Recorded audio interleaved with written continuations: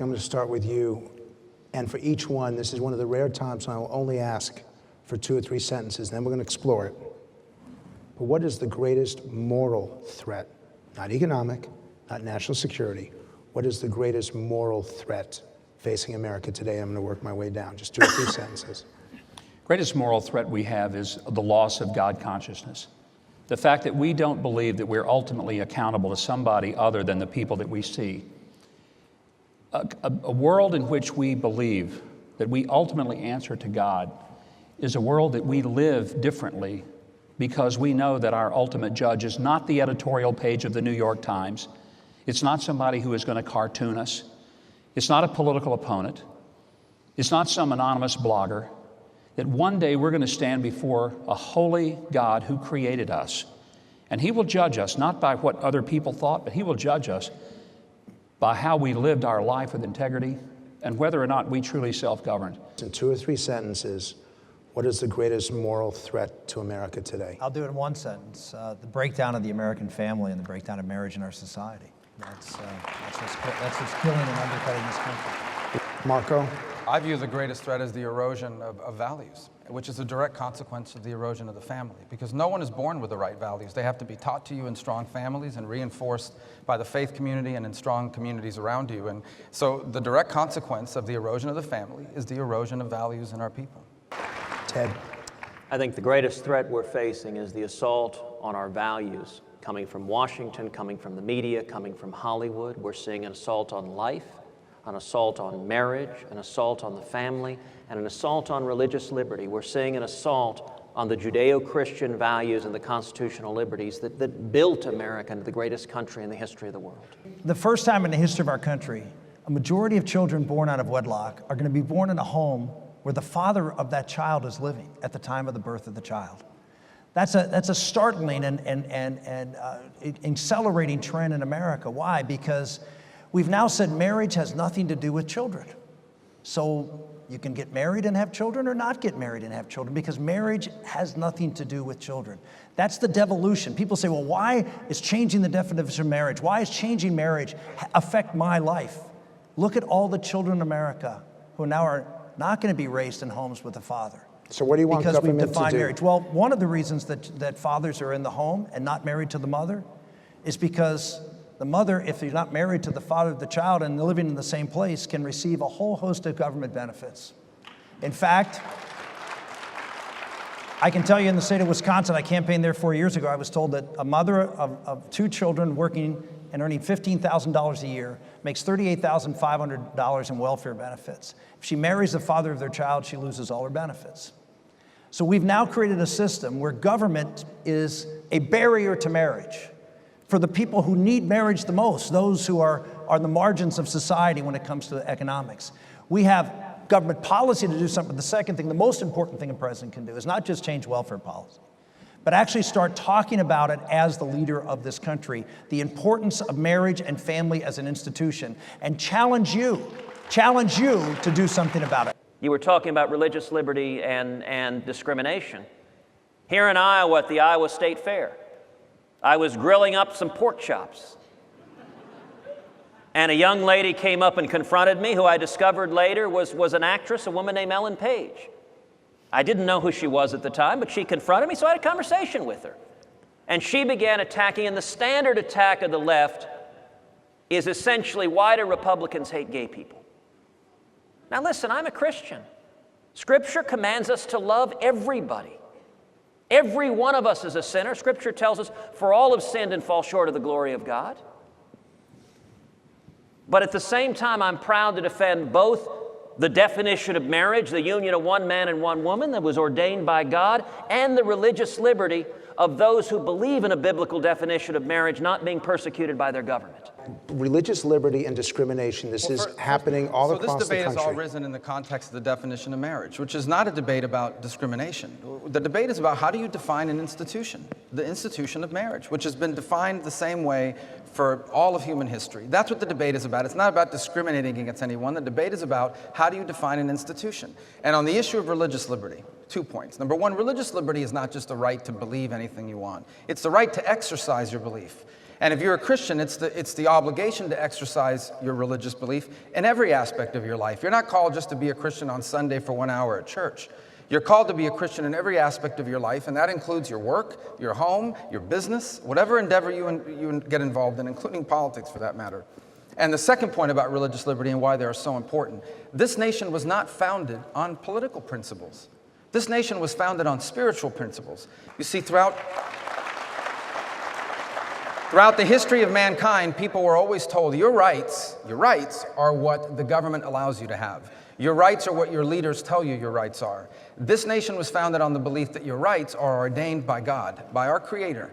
Life and liberty and the pursuit of happiness. And government can't deny you those rights. If it does, it's an illegitimate form of government. The role of government is to protect your rights, not to grant them to you.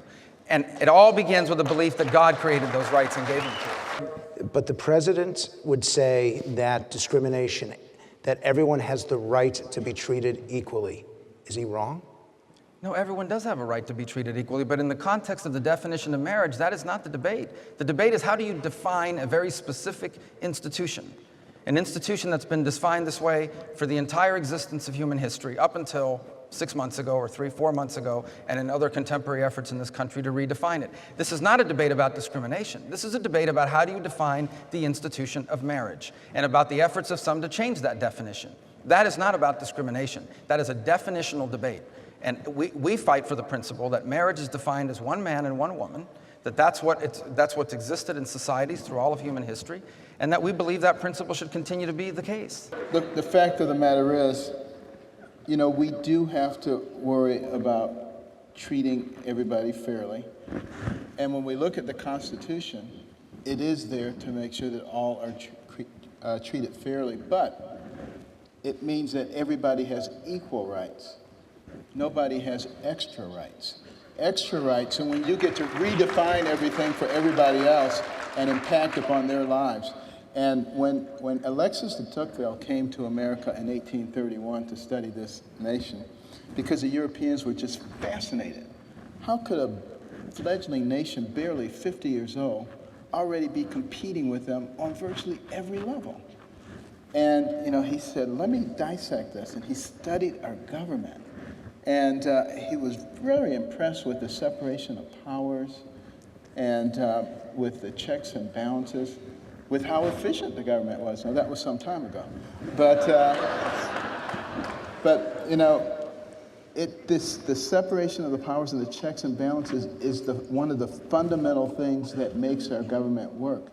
And what has happened, particularly with the Supreme Court judgment that we're talking about, is that one of the branches, with all the people except the ones who are sitting with me here, has checked out.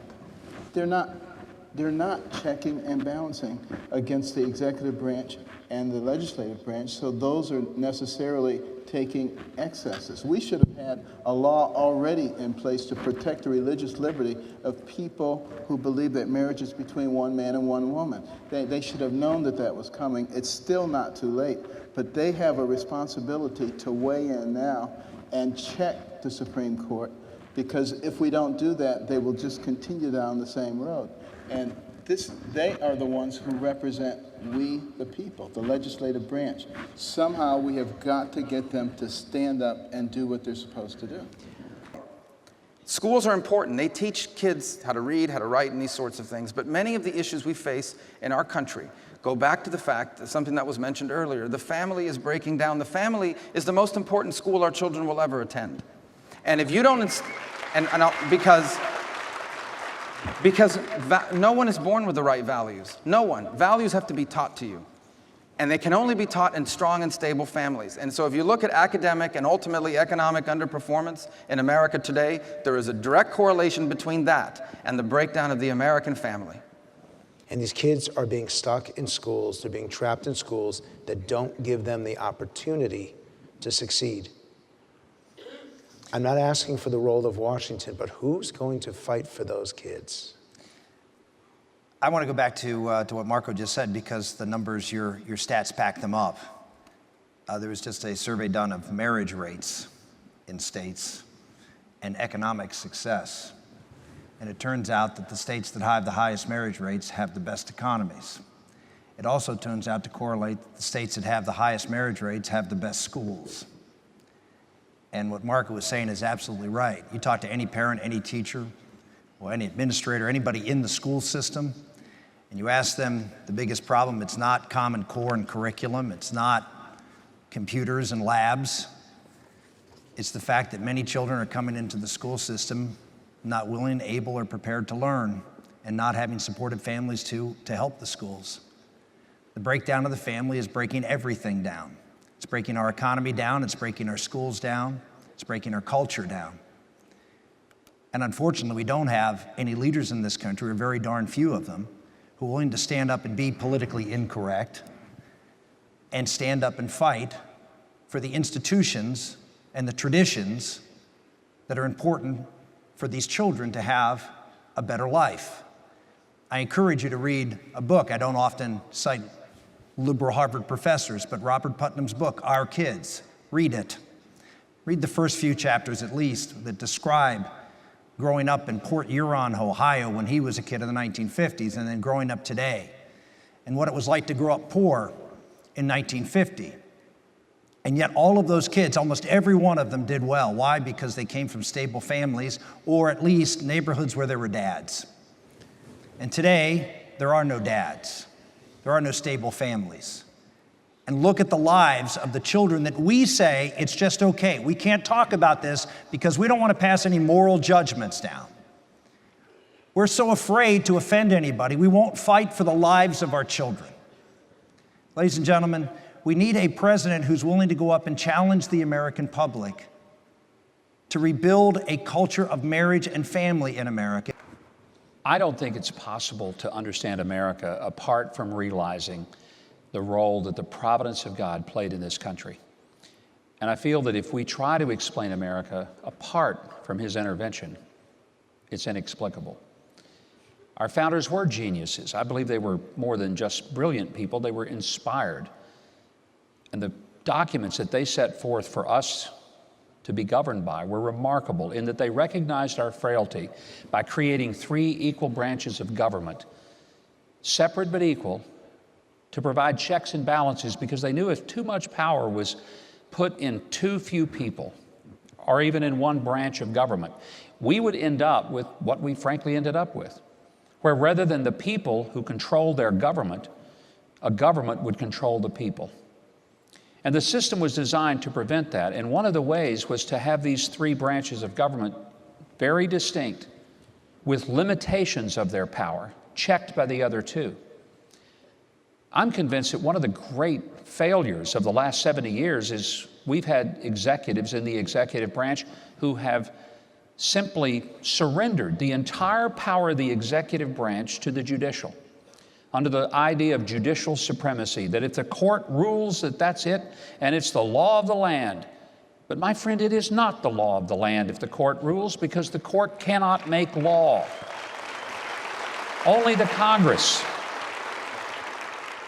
And I'm convinced that if the next president is unwilling to exercise the full responsibility of the executive branch as a check and balance against an overreaching judiciary, we will be continuing to live in an even worsening state of judicial tyranny, where we're not ruled by the elected representatives of the people, but we'll be ruled, as John Roberts so brilliantly and eloquently said in the same-sex marriage dissent, we will be ruled by 5 unelected lawyers. And that is not a constitutional expression of our government. I'm convinced the next president should ignore the unconstitutional and illegal rulings of the courts, including that of same-sex marriage, because it is not the law of the land. It was a judicial overreach, and the next president should do what Jefferson, Jackson, Madison, and Lincoln all believe should be done. Ignore the court. Defy the court, because it is the constitutional, not right, the constitutional responsibility of the president to not allow that judicial branch to overreach. And we understand our country is in crisis. You know, Frank, you asked, what question would you want to answer? More than anything else, I think the question that is weighing on all of our hearts is, how do we win? How do we win and turn this around? How do we pull back? It is now or never. There is an urgency to this election. I look at my daughters, Caroline and Catherine, at age 7 and 5, and I think, We cannot go another 4 or 8 more years down this road. There comes a point where the country is lost, and it is now or never. How do we win?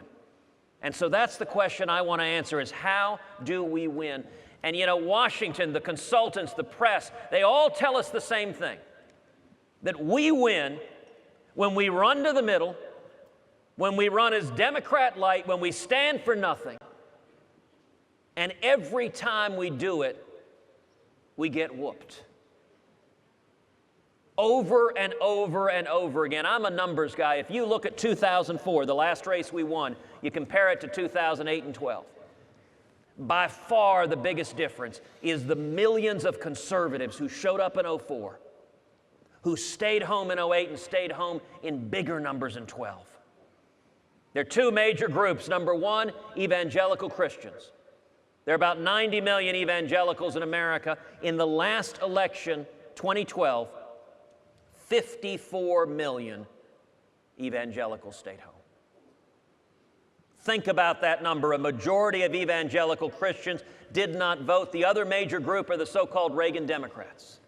They're the blue-collar Catholics across the Midwest up into New England, union members, gun owners, pro-life, strong national defense. If we're going to win, we have to energize and inspire and motivate the millions of conservatives staying home. I'll tell you this, the evangelical Christians, the Reagan Democrats, if the body of Christ rises up at one and votes our values, we turn this country around.